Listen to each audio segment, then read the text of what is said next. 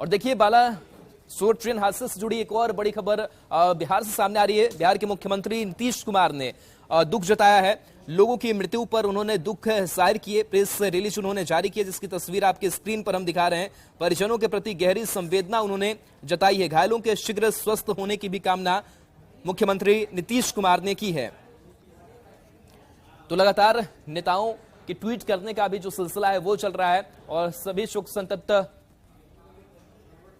परिवारों को सांत्वना देने के लिए ट्वीट और अपनी बात रख रहे हैं। वहीं हादसे वाली जगह पर रेल मंत्री भी पहुंचे।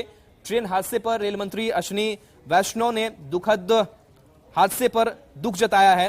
रेस्क्यू ऑपरेशन की उन्होंने बात कही। साथ ही उन्होंने कहा कि जांच के लिए उच्च स्तरीय समिति बनाई गई है। हादसे की वजह की जांच की जाएगी। वहीं पीड़ित परिवारों के प्रति संवेदना भी रेल मंत्री ने जाहिर की है। घायलों को बेहतर इलाज का भी भरोसा उन्होंने दिया है। तो ये तस्वीर घटनास्थल की, जहां पर रेल मंत्री पहुंचे हुए हैं और हालात का, हादसे का जायजा उन्होंने लिया है।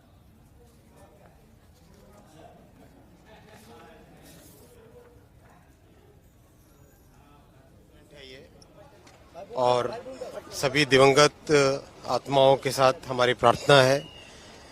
कल रात से कंटिन्यूअसली रेलवे, एनडीआरएफ, एसडीआरएफ और राज्य सरकार सभी मिलके रेस्क्यू का ऑपरेशन कर रहे हैं।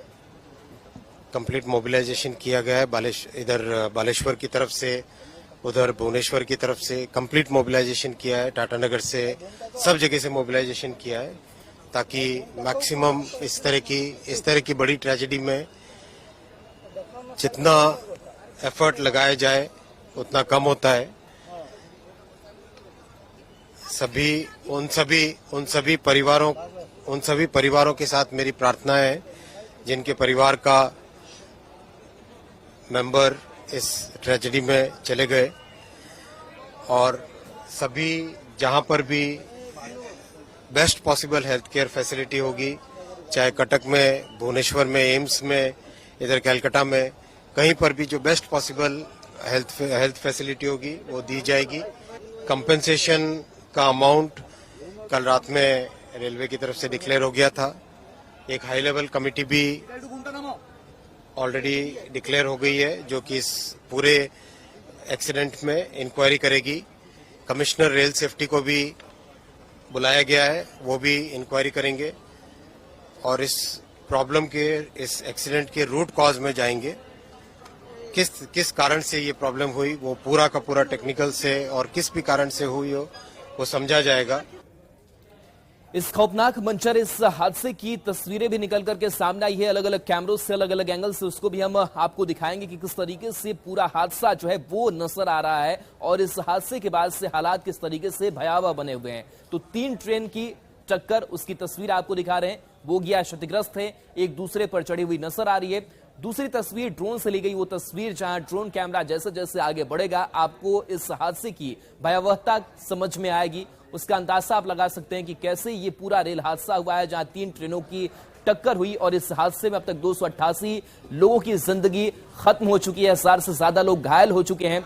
तो ये हादसे की तस्वीर, खौफनाक मंचर की तस्वीर जो है वो बयां कर रही है कि कैसे उस पल को देखा होगा उन रेल यात्रियों ने जो अभी घायल हैं। और ये 4 तस्वीरें जो ड्रोन कैमरे से ली गई तस्वीर है, उसमें देखिए पूरी की पूरी जो तस्वीर बता रही है कैसे लंबी एक लाइन जो है वो नजर आ रही है जिसमें रेल की बोगियां ट्रैक से उतरी हुई दिखाई दे रही है। दूसरे कैमरे में देखिए और दूसरे कैमरे की तस्वीरें बता रही है कि हादसे के बाद से बोगियां क्षतिग्रस्त है, पटरियों से बिल्कुल अलग हो चुकी हैं बोगियां। तीसरी तस्वीर देखिए, ये भी खौफनाक उस मंचर की तस्वीर बता रही है कि लोगों का हाल क्या हुआ है। चौथी तस्वीर देखिए जहां पर रेल मंत्री हैं अश्विनी वैष्णव और खुद जब पहुंचे थे हादसे की जगह पर, वो डब्बों के अंदर भी पहुंचे और वहां से जाकर के जायजा लिया। अधिकारियों को उन्होंने निर्देश भी दिए। तो लगातार रेस्क्यू ऑपरेशन का काम कराया जा रहा है। माना जा रहा है कि मृतकों की संख्या जो है वो और बढ़ेगी, जो घायल है उनकी संख्या और ज्यादा बढ़ेगी, क्योंकि रेस्क्यू ऑपरेशन भी अब तक पूरा नहीं हो पाया है। और रेस्क्यू टीम का भी मानना है, वहां जो प्रशासन या फिर बाकी जो टीमें लगी हैं उनका भी मानना है कि कई लोगों के अभी भी दबे होने की आशंका वहां पर है।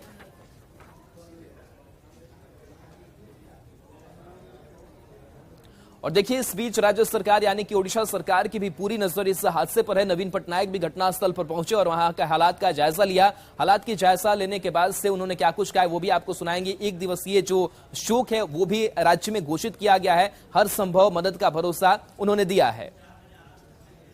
Extremely tragic train accident. I have to thank the local people, the local teams and others who have worked overnight to save people from the wreckage. Sir, don't you think this railway, the safety should be given preference instead of speed? Railway safety should always be given the first preference. वहीं NDRF के IG हैं नरेंद्र सिंह बुंदेला। उन्होंने भी इस पूरे rescue operation को लेकर के जानकारी दी और कहा है कि देर शाम तक ये रेस्क्यू ऑपरेशन जो है वो चल सकता है और ऐसे में संभावना जताई जा रही है कि वक्त काफी लग सकता है। उन्होंने क्या कुछ कहा है इस पूरे रेस्क्यू ऑपरेशन को लेकर के वो आपको सुनाते हैं। So hopefully this whole operation should be over by today evening. Sir, there will be need of more NDRF team on the spot. So 9 teams are sufficient actually. We have already done the primary job. We have checked all the compartments, most of the compartments. So as of now, I don't think we need to send any more team because there are a lot of additional state resources available there along with the NDRF. So that would be sufficient to handle it. Sir,